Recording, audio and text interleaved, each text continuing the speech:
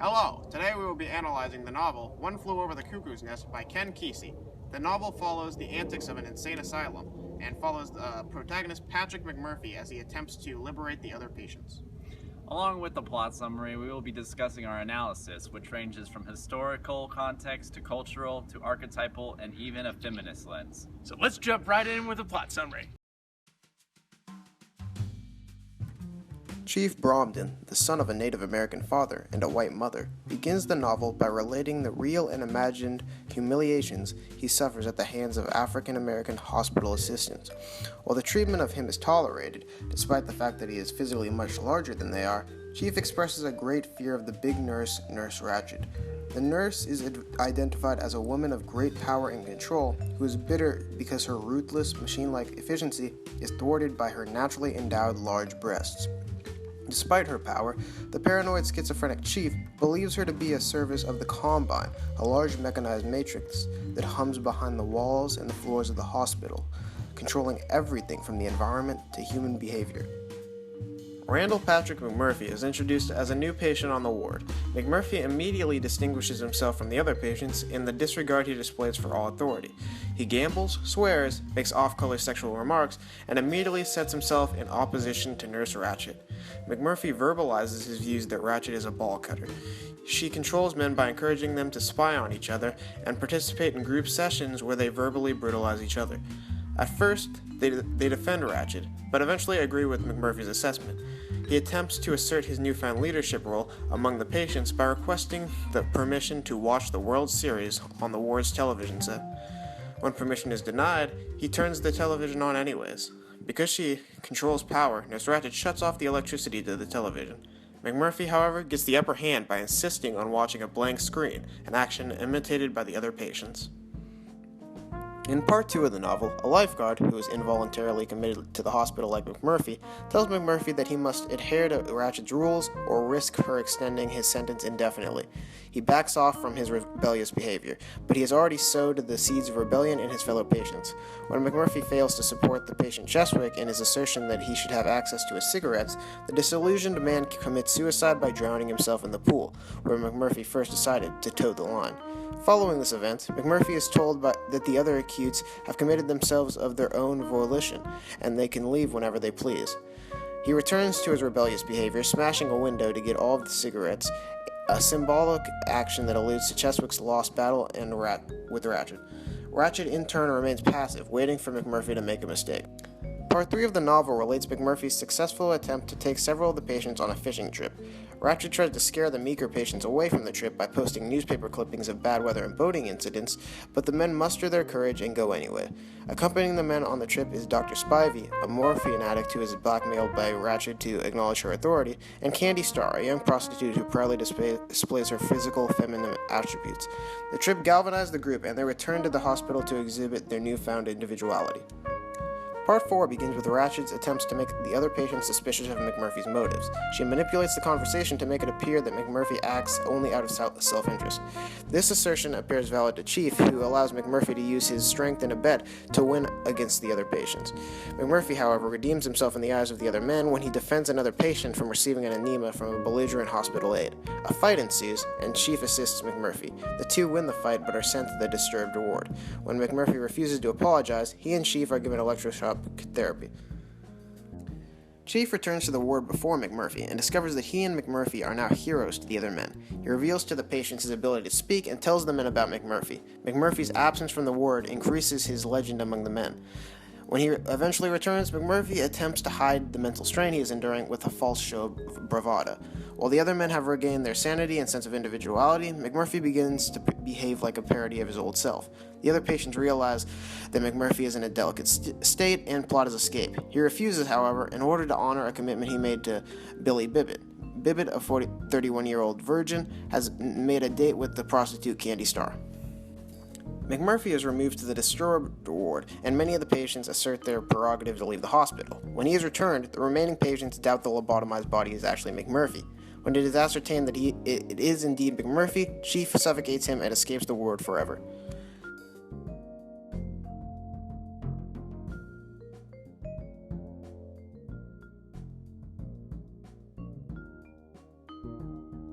In the United States during the span of the time correlated with Kesey's life, the dominant factor of national history had been rapid change. While Kesey was working on a farm early in his life, the rest of the country is trying to get a grasp on the rapidly changing social landscape of America. The decade, with all its idealistic fervor, was marred by oppression in what seemed an ineluctable conclusion to the confrontation between youth and the establishment. The National Guard's killing of 4 students during a protest at Kent State on May 4th, 1970. One Flew Over the Cuckoo's Nest was written to reflect the revolutionary period in American history that consisted of the Civil Rights Movement, the Women's Rights Movement, and the Gay Liberation Front. Like the asylum of One Flew Over the Cuckoo's Nest, America had become impotent and directionless in its national purpose at the dawn of the 1960s. Tensions flared with the Cold War and Vietnam conflicts, and American citizens were tired of it. All of the various movements and protests of the era regarding civil rights or war protests are reflected in the novel, with McMurphy's rebellious attitude toward Nurse Ratched. McMurphy represents many different historical figures such as civil rights extremist Malcolm X, women's rights leader Lucy Burns, and LGBT activist Andrew Staples. McMurphy is a generally ambiguous character, as his life before the asylum is clouded in mystery except for a few facts such as his fierce gambling addiction and his trouble with the law. The mystery surrounding McMurphy serves to depict him as a selfless leader, who concerns himself with the current problems of the weak as opposed to his former life. McMurphy's mysterious past also represents the varied backgrounds of the many leaders that led the movements of the 1960s. One Flew Over the Cuckoo's Nest also captured a period of tumultuous unrest and society straining for direction. In many ways, the patients of the asylum are no different from ordinary American citizens. They're seemingly high-functioning people that can maintain conversations and interact seamlessly.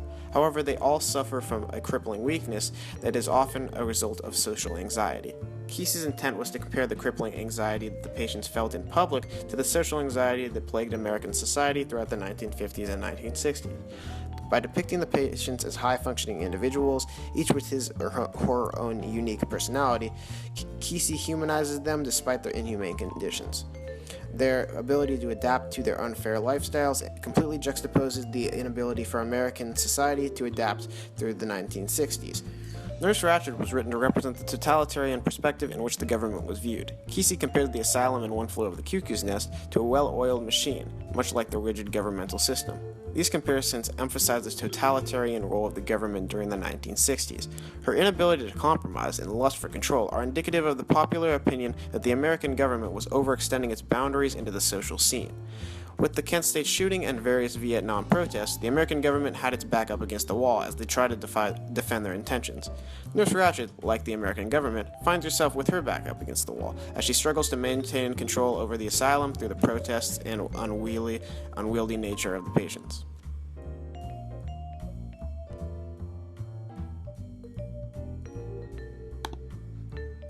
Kesey's novel arrived during a time of cultural uproar and exemplified the conflicting views of American citizens.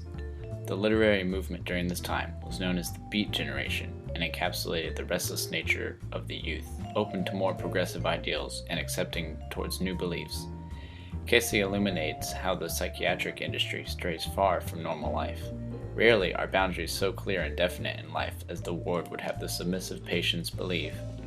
Moving forward, the hippies' frowned upon behavior concerning drugs during the 1960s can be seen within Kesey's writing as a fog-like substance falls over the characters and casts them into confusion. A cultural clash between the advanced social movements of the younger generation and ancient ideals of the older generations is exemplified by the patients' failing minds and how they choose to combat Nurse Ratched's strict command. Kesey's view of the patient's mental issues is observed within Chief's scattered narration, which represents the daring and fearless social experimentation of the 1960s, accurately predicting American life in the 1970s. The power distribution within the United States was both equal and culturally oppressive during the 1960s. Most citizens enjoyed economic prosperity and the freedom to do what they pleased. However, an underlying minority group was taking the fall from mankind. The degradation shown by the outside world upon the patients displays how the government's attempts to create an accepting melting pot of culture and ideas had been ineffective and fallen flat. Similarly, the degradation further exemplifies the demoralizing nature and unjust judgments of an otherwise innocent, psychologically rich group of individuals. The ignorance displayed by society ironically displays how the individuals with supposedly healthy mindsets believe themselves to be superior to their fellow humans due to a few simple, easily curable illnesses. These portrayals of the main characters seem to highlight the inner workings of 1960s US culture and the Beat generation as a whole.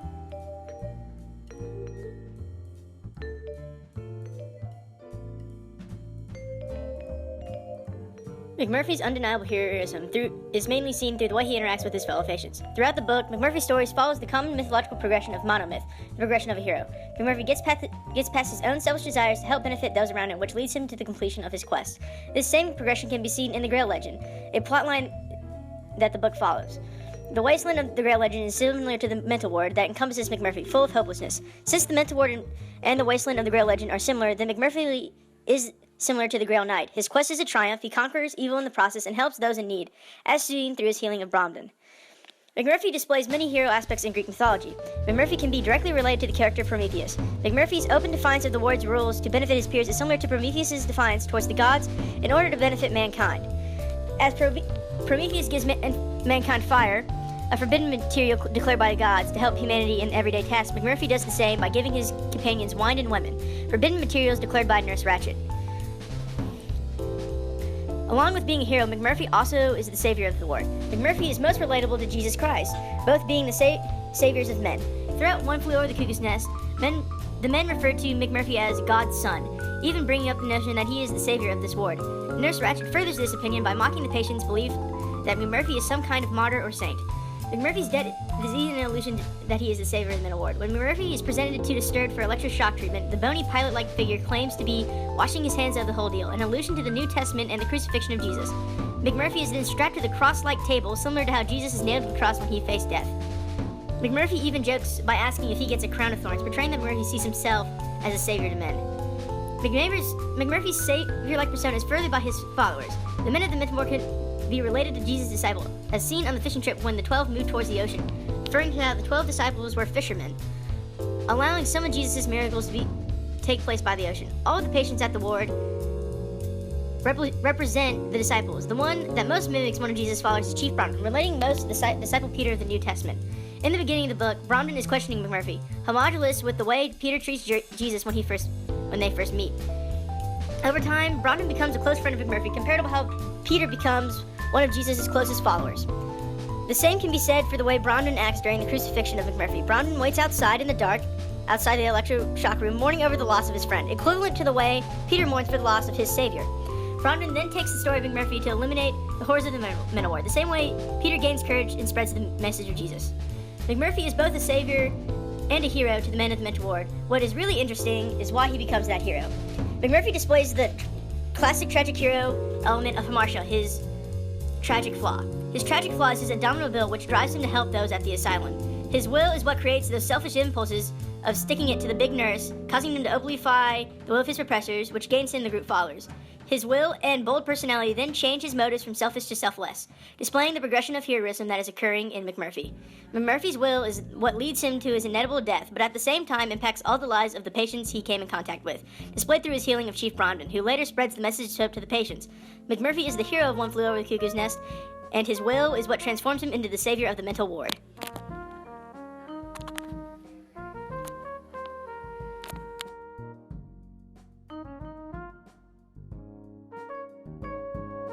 Hi, I'm here to preach some feminism. In contrast to the other lenses, Kesey is not a progressive feminist, but instead a sexist conformist. Throughout the novel, nearly all female characters are painted as either expressive prostitutes or repressive nurses. The prostitutes are characterized in a positive light by bringing out the masculinity in men of the ward, whereas the nurses are characterized in a negative light for not only suppressing the men's masculinity, but also their own femininity. And in doing so, Kesey is advocating for the expression of gender roles, as he sees them not as overgeneralizing, but personifying. He believes if women acquire more position in the workforce, gender roles will begin to break down, and so will individuality as a result. The word for Kesey is a female dystopia, and he fears that it might come true with another wave of feminism, and thus he shows it to us in this book as a result. It has no individuality, no life, no expression, know any of that.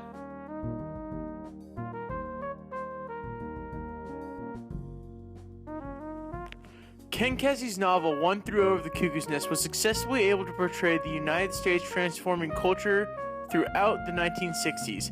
Kesey, a member of the Beat generation, utilized the rejection of standard values and materialism along with the explicit portrayals of the human condition and the psychedelic drugs to broaden the country's beliefs and create a more culturally cohesive nation. One Flew Over the Cuckoo's Nest was also successfully conveyed the tumultuous unrest of the 1960s, the idealism straining for direction, and the oppression many felt from strong but often unidentifiable outside forces. Through the archetypal lens, Kesey displays that McMurphy is the hero and savior of the mental ward due to his hamartia, his indomitable will, causing him to turn his selfish desires into selfless acts, completing his progression of heroism. Unfortunately, however, Kesey had his flaws. One Flew Over the Cuckoo's Nest carries many sexist references, depicting women as either expressive prostitutes or repressive nurses, displaying Kesey's objection to the second wave of the feminist movement that was going on during the 1950s and the 1960s.